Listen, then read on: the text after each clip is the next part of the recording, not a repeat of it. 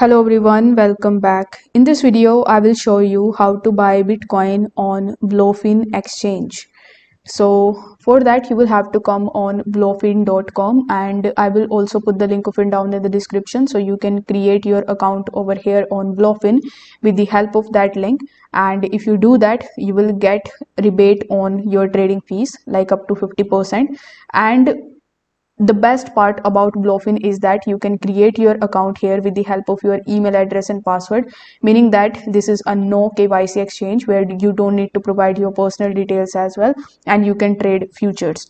Now here you will see the option of support in the top, so you need to tap on support, and then it will redirect you on this page where by default it will select BTC/USDT pair.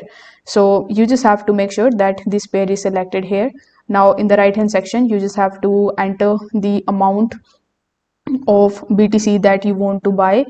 So you need to provide the amount here, then tap on the BTC buy option. If you want to place the limit order, so you need to simply first click on limit and enter the price at which you want to buy Bitcoin, then enter the amount in USDT, and after that it will show you the availability of your USDT in your account and the maximum BTC that you can get.